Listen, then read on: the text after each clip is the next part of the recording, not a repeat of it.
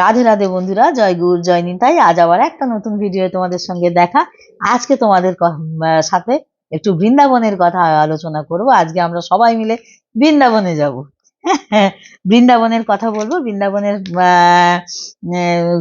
বৃন্দাবনের কি কি গুণাগুণ আছে, বৃন্দাবনের কি কি লীলা কথা আছে, সেগুলো একটু বলবো। সবকিছু মিলিয়ে সবকিছুই আমরা আস্বাদন করব। যাই হোক, আজকে তোমাদের যে বিষয়টা বলবো সেটা ভীষণ খুব গুরুত্বপূর্ণ কথা। আমরা কেউ কেউ জানি, আবার কেউ কেউ জানি না। তো সবসময় বলি, শুনতে থাকো, শুনতে শুনতে ভালো লাগা, ভালো লাগতে লাগতে ভালোবাসা। আজকে তোমাদের বলবো প্রেমামৃত। প্রেমামৃত, প্রেম শব্দটার সঙ্গে আমরা সকলেই অভ্যস্ত, কিন্তু প্রেমামৃতটা সাথে আমরা অভ্যস্ত নই। কিন্তু প্রেমামৃত কাকে বলে, প্রেমামৃত কাকে বলে সেটা আমরা জানবো এবং তার সম্বন্ধে আমরা শুনবো। আর আমি যেটুকু জেনেছি সেটুকু তোমাদের সাথে শেয়ার করব। প্রেমামৃত বলে শ্রী ব্রজরজকে। ব্রজরজকে প্রেমামৃত বলা হয়। আচ্ছা, ইহার সম্বন্ধে তোমাদের একটু বলছি, এটা সম্বন্ধে তোমাকে বলছি। ইহা কামনারূপী ভবরোগ বিনাশের দিব্য ঔষধ ব্রজরজ। ব্রজরজও বলে, আবার ব্রজরজও অনেকে বলে। সেবনে ভাগবত ভক্তি তথা প্রভু প্রেম লাভ হয়। মানে গোবিন্দজির প্রতি প্রেম লাভ হয়, তার প্রতি ভক্তি জাগে, রাধা গোবিন্দের প্রতি প্রেম ভক্তি জাগে, মহাপ্রভুর উপর প্রেম ভক্তি জাগে, সেটাই বলছে। দাপর যুগে ভগবান শ্রীকৃষ্ণ অবতারের ব্রজভূমি তৈরি করেন।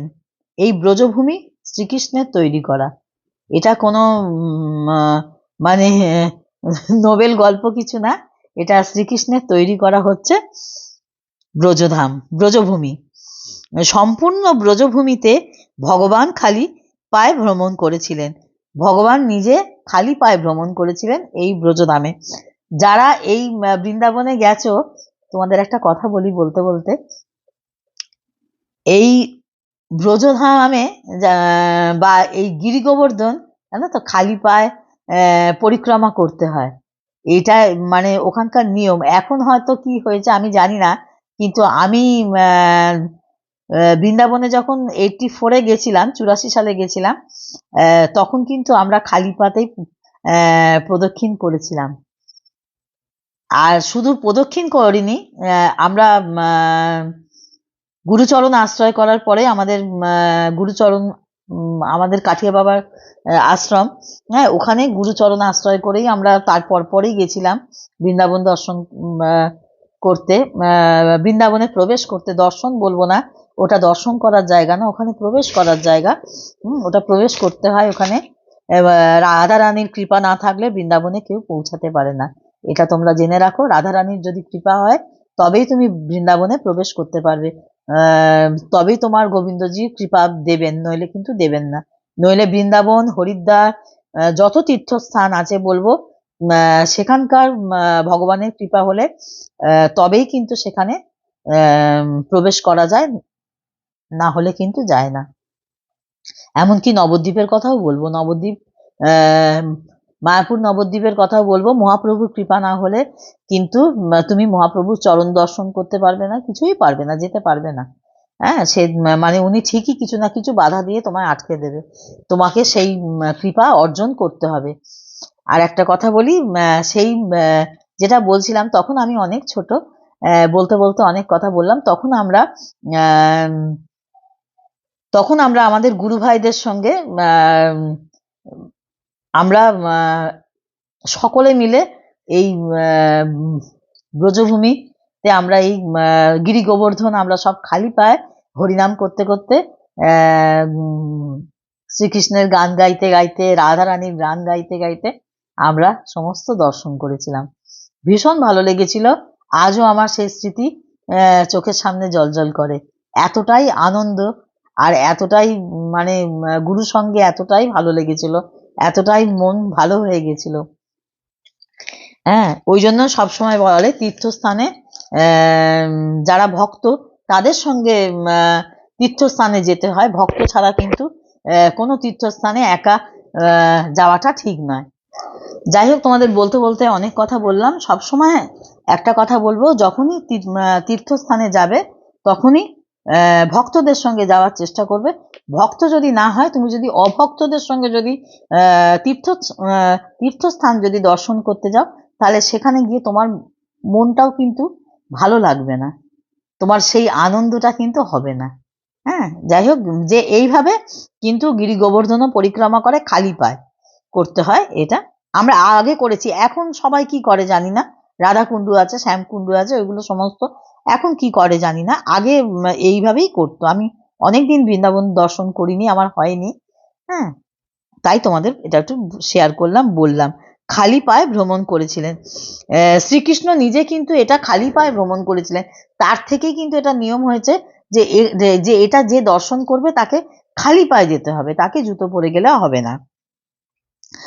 আচ্ছা, এই ব্রজরজে ভগবানের মনকে প্রেমাভিভূত করার শক্তি আছে। ব্রজের মতো কঠিন হৃদয়ের ব্রজরজ প্রেম উৎপন্ন করতে পারে। এখানে অনেক সন্ত মহান্তগণ রাত দিন হৃদয় ব্রজরজ প্রেম উৎপন্ন করতে পারে। এখানে অনেক সন্ত মাহাত্মগণ রাত দিন হৃদয় ও ব্রজরজ প্রেম উৎপন্ন করতে পারে।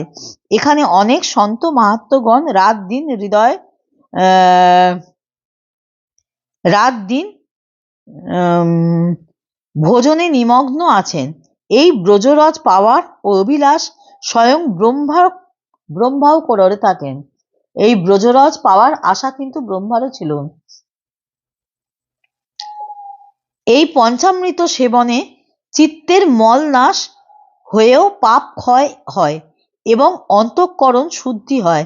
সংসার বন্ধন থেকে মুক্ত হয়ে ভাগবত ধাম প্রাপ্ত হয়। রামকৃষ্ণদেব গঙ্গাজল মহাপ্রসাদ ব্রজরজকে সাক্ষাৎ ব্রহ্ম বলতেন। তোমরা বন্ধুরা এই কথাগুলো আমি জানি না যে সকলে জানো কিনা, আমার তো এটা জানা ছিল না। আমি তাই তোমাদের সঙ্গে এটা শেয়ার করছি। এটা ভীষণ গুরুত্বপূর্ণ একটা কথা। আমি আবারও বলছি, লাইনটা তোমরা শোনো। রামকৃষ্ণদেব গঙ্গাজল মহাপ্রসাদ ব্রজরজকে সাক্ষাৎ ব্রহ্মা বলতো। তার মানে এটা প্রতিদিন আমাদের মানে এই গঙ্গাজল মাথায় ঠাকানো, স্পর্শ করা, আর এই মহাপ্রসাদ ব্রজরজ এগুলোকে মানে এগুলো আমাদের মহাপ্রসাদ মুখে দেওয়া বা মাথায় ঠাকানো, যে যা ভাবে করে, কারণ এটা মহাপ্রসাদ মুখেই দেয়। কেউ মাথায় ঠাকায় মানে প্রণাম করে মুখে দিতে হয়। কিন্তু এটা রামকৃষ্ণদেব কিভাবে নিয়েছিলেন এটা দেখো, এটাকে ব্রহ্মা বলতেন তিনি নিজে। এটাও আমার জানা ছিল না। ইহার সেবনে সকল পাপ নষ্ট হয়ে যায়। ইহা সেবনে সকল পাপ নষ্ট হয়ে যায়। তবে তুমি জ্ঞানত যদি 1000 পাপ করো, আমার মনে হয় না, এটা আমার নিজস্ব ধারণা, তুমি যদি ইচ্ছাকৃত যদি পাপ করতে থাকো, তাহলে আমার মনে হয় না যে তোমার এই পাপ নাশ হবে। তোমার মনকে ভেতর থেকে সরল করতে হবে, বিশ্বাস করতে হবে, ভগবানের প্রতি নিষ্ঠাবান হতে হবে, তাকে স্মরণ করতে হবে, বিশ্বাস করে এটাকে গ্রহণ করতে হবে, তবে তুমি এটার ফলাফল পাবে। তা না হলে কোনো কিছুরই ফল লাভ করা যায় না, এটা আমার বিশ্বাস। আমি জানি না বন্ধুরা তোমাদের কি মতামত, তোমরা আমায় জানিও কমেন্ট বক্সে যে আমি ভুল বললাম না ঠিক বললাম। আচ্ছা, যাই হোক, এটা রামকৃষ্ণদেব এই কথাটা মনে করতেন। আচ্ছা, ইহার সেবনের ফলে সকল পাপ নষ্ট হয়। বস্তুর যেমন দিব্য গুণ থাকে, বিষ গুণ করলে বিষক্রিয়া হয়ে থাকে, ঠিক তেমনি ভগবানের সঙ্গে সম্পর্কিত হওয়ার এগুলির মধ্যে ভগবানের চিত্ত শক্তি নিহত আছে, যার গুণে মানুষ সংসার বন্ধন থেকে মুক্তি লাভ করে থাকে। তবে ইহা নিত্য সেবন করার প্রয়োজন আছে। আমি যেটা তোমাদের প্রথমেই বললাম যে এই কাজটা কিন্তু আমাদের নিত্য করতে হবে। আমি একদিন করলাম আর 10 দিন করলাম না, তাতে কিন্তু কিছু হয় না। আর তার সাথে কিন্তু ভক্তি কিন্তু ভীষণভাবে দরকার। তুমি যে কাজটা করছো সেই মধ্যে যেন ভক্তিটা অবশ্যই থাকে, ভালোবাসা থাকে, বিশ্বাস থাকে। বিশ্বাস না করে ভক্তি হয় না। বিশ্বাস থেকেই কিন্তু ভক্তি আসে, ভক্তির উদয় বিশ্বাস থেকে, ভালোবাসা থেকে। তবে তোমার ঈশ্বরের প্রতি তোমার বিশ্বাস ভালোবাসা ভক্তি থেকেই তোমার সমস্ত কিছু আসবে। সেটাকে করে যদি এটা করতে পারো তবেই তার এর ফল লাভ করতে পারবে। যাই হোক, তোমাদের এই বিষয়ে এই পর্যন্ত বললাম। ভিডিও কেউ স্কিপ করো না, অনেক কিছু জানতে পারবে, শুনতে পারবে, বুঝতে পারবে, অনেক অজানা তথ্য জানতে পারবে। ততক্ষণ চ্যানেলের পাশে থেকো, সকলে সুস্থ থেকো, ভালো থেকো, যেটা ভীষণভাবে দরকার। আর ততক্ষণ জয় গুরু, জয় নিতাই, রাধে রাধে।